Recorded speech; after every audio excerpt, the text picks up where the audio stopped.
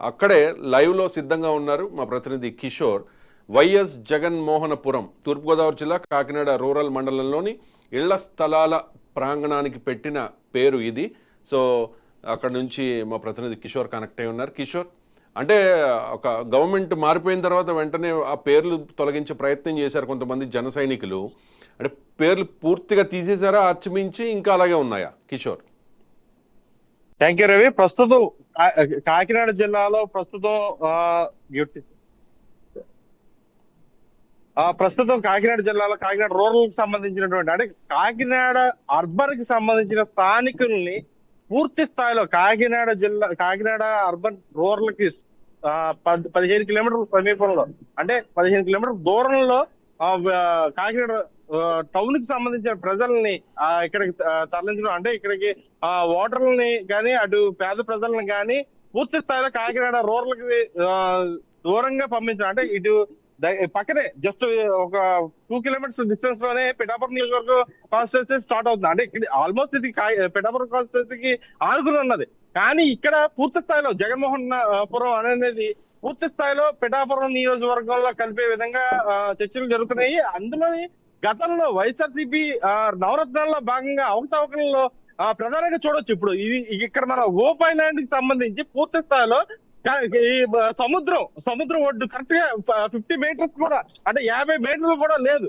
అంటే ఇక్కడ ఏమైనా సముద్రం కనుక ఒకవేళ అంటే తుఫాను రానివ్వండి, పౌర్ణమి టైంలో కానివ్వండి, అలలో తాకితే పూర్తి స్థాయిలో ఇక్కడ మనం చూస్తున్నాం వాటర్ కూడా స్టోరేజ్ అయ్యే పరిస్థితి ఇది ఈ ఏరియా.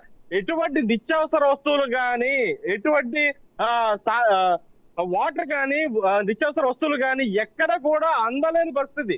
ఈ ప్లేస్ లో సుమారు 2000 ఇళ్ల పైగా పేదలకి ప్రజలకి అందించినట్టుగా వైఎస్ఆర్సీపీ చెప్పుకున్న గొప్పలు కనబడుతున్నాయి. కానీ సముద్ర అలలకి సంబంధించి పూర్తి స్థాయిలో ఈ జగన్మోహనపురం అనేది కానీ పక్కన ఉన్న నేమం గ్రామం కానీ పూర్తి స్థాయిలో అవకతవకలు జరిగాయని చెప్పి ఒకవేళ మీరు కనుక ఇక్కడ ఇల్లు స్థలం ఇచ్చిన తర్వాత కూడా ఇల్లు కట్టుకోలేని పరిస్థితి కనబడితే మేము పట్టాలు వెనక్కి తీసేసుకుంటామని చెప్పి వైఎస్ఆర్సీపీ చెప్పిన పరిస్థితి కనబడుతుంది. అలాగే ఇప్పుడు మన కెమెరా మీద చూపిస్తున్న విధంగా ఏదైతే జగన్మోహనపురం ఉందో దీంట్లో సుమారు 2000 ఇళ్ల పైగా స్థలాలు 2000 నుండి 3000 పైగా ఇళ్ల స్థలాలు ఇచ్చినప్పటికీ కూడా 130 మంది మాత్రమే ఇళ్లు కట్టుకున్న పరిస్థితి కనబడుతుంది.